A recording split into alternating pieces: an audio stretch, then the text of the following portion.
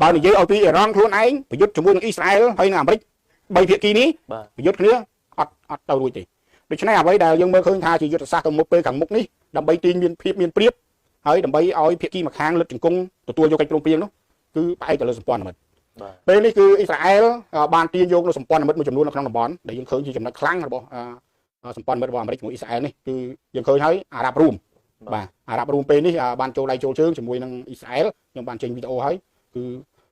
កងទ័ពរបស់អ៊ីស្រាអែលមានវត្តមាននៅក្នុងប្រទេសអារ៉ាប់រួមអាវុធទំនើបរបស់អ៊ីស្រាអែលមាននៅក្នុងអារ៉ាប់រួមបាទហើយនិយាយលំអិតទៀតវាវែងបាទអញ្ចឹងទេបងប្អូនអាចទៅមើលវីដេអូ social media របស់ខ្ញុំគឺអារ៉ាប់រួមនេះជាយុទ្ធសាស្ត្រណាស់បាទពីព្រោះវានៅប្រឈមមុខជាមួយនឹងអ៊ីរ៉ង់តែម្ដងនៅឆ្ងាយប្រហែលជាង500គីឡូម៉ែត្រទេឆ្លងតាសមុទ្រទេសមុទ្រអកមុខនៅក្នុងអកមុខអ៊ីរ៉ង់នៅខាងនេះអារ៉ាប់រួមបាទដូច្នេះការចាប់យកសម្ព័ន្ធមិត្តដែលនៅក្បែរទឹកដីអ៊ីរ៉ង់នេះបាទគឺជារឿងគ្រោះថ្នាក់ប៉ុន្តែអារ៉ាប់រួមមិនបានគ្រោះថ្នាក់ប៉ុន្មាននេះនៅពេលខាងមុខអ៊ីរ៉ាក់បាទដែលមានព្រំដែនគោកជាប់នឹងអ៊ីរ៉ង់អានេះជារឿងគ្រោះថ្នាក់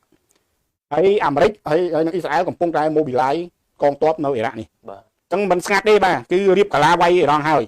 អ្វីដែលយើងមើលឃើញធំមួយទៀតនោះគឺអាស៊ីបៃសង់អាស៊ីបៃសង់ដែលស្ថិតនៅប៉ែកខាងជាប់ភាគខាងត្បូងបាទស្ថិតនៅខាងត្បូងទ្វីបអាស៊ីហើយនឹងភាគខាងលិចនៃអឺរ៉ុបបាទម្ខាងជាន់អាស៊ីម្ខាងជាន់អឺរ៉ុបហើយនៅជាប់អ៊ីរ៉ង់នេះក៏ជាកន្លែងមួយដែលយុទ្ធសាស្ត្រធំហើយនៅមួយទៀតបើយើងឃើញថាអារ៉ាប់រួមនេះចូលរួមជាមួយអ៊ីស្រាអែលនិងអាមេរិកក៏មិនទាន់ខ្លាំងដែរបើសិនជាអារ៉ាប៊ីសាឌីតចូលជាមួយអ៊ីស្រាអែលឬក៏សហរដ្ឋអាមេរិកទៀតទុះហើយមកលើទុះទៅជាសង្គ្រាមលោកលើកទី3នេះចំណុចទូជាសង្គ្រាមលោកលើកទី3គឺនៅលើអារ៉ាប៊ីសាឌីតនេះដែលខ្ញុំមើលឃើញហេតុអីអារ៉ាប៊ីសាឌីត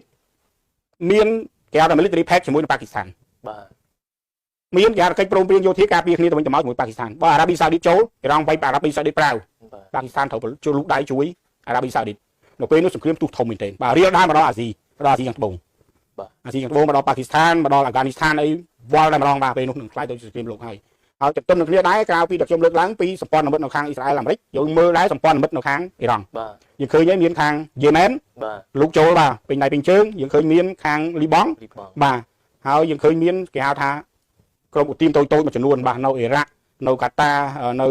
ស៊ីរីអីឡាក់បាទក៏ជាមួយអ៊ីរ៉ង់ប៉ុន្តែឥឡូវនេះគឺច្បាស់ហើយព័ត៌មានរុស្ស៊ីគ្រប់គ្រងអ៊ីរ៉ង់ពីព្រោះរុស្ស៊ីជាមួយអ៊ីរ៉ង់ខ្ញុំបានបញ្ជាក់ហើយមាន military pact មួយគ្នាមានកិច្ចព្រមព្រៀងការពារផ្នែកយោធាជាមួយគ្នាសញ្ញាកាលពីដើមឆ្នាំ2025បាទដូច្នេះរុស្ស៊ីក៏នៅខាងអ៊ីរ៉ង់ជួយហើយតាក់ទងសពវិវត្តតាក់ទងទៅនឹងសត្វតឡៃឡើងទន្ទឹមនឹងនេះប្រព័ន្ធការពារដែនអាកាសមួយចំនួនធំហើយប្រព័ន្ធការទំនើបកម្មផ្សេងសត្វតឡៃផ្សេងចិនច្បាស់ណាស់គឺចិនជួយអ៊ីរ៉ង់ដែរបាទនេះគឺជាបញ្ហាធំបាទបើសង្គ្រាមនេះมันអាចរកដំណោះស្រាយបានទេគឺនឹងអាចជាគេហៅចំណុចក្តៅដែលផ្ទុះទៅជាសង្គ្រាមលោកលើកទី3នៅចំណុចនេះឯងបាទ